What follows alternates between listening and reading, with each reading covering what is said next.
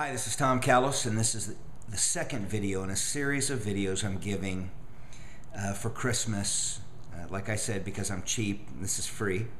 And it'll be from now until Christmas Day, from the 100 to any instructor out there, school owner who's interested in. Listen, I've just moved back to Placerville after an extended trip in Asia and Europe, and we've been living in Hawaii, and so you'll see I'm remodeling the house, so this is as real as it gets.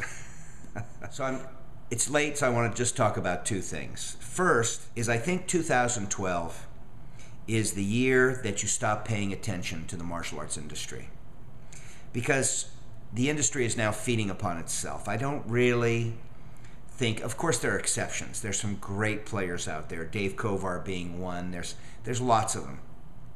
But in general, I think we have to move away from what's being done, the practices, the model for business, the model for curriculum, and really try to reinvent what we do. Because what we're doing now is we've trivialized it. In fact, a lot of the strategy in the past was, how simple can we make? And I'm not sure that's the right model. I think there's a lot of things that we could do as martial arts teachers that we're not doing. I say stick it all in a blender and turn it on high, and then add a bunch of stuff from the world. You know, I always say, hey, let's take martial arts out of the dojo and put it to work in the world. I think we need to bring the world and bring it back into the dojo, because the things we're teaching as self-defense aren't self-defense. We are not addressing the 10 top killers of men and women. We're not addressing the things that actually cause harm and damage to kids. And just look at the bullying program in the industry in general. And we got caught with our pants down. You know, the White House had their thing, and we were calling on the martial arts industry. You know, we knew it was a problem, but we didn't do anything about it. And I think that's indicative of how we've been treating the martial arts as a game of commerce, and we need to go back to education. So I don't know exactly what it means to step away, but I know that I'd look everywhere but for new ideas, for ways to design our curriculum, for ways to use technology, and that's becoming my specialty. The second thing I'd like to talk to you about is simplifying.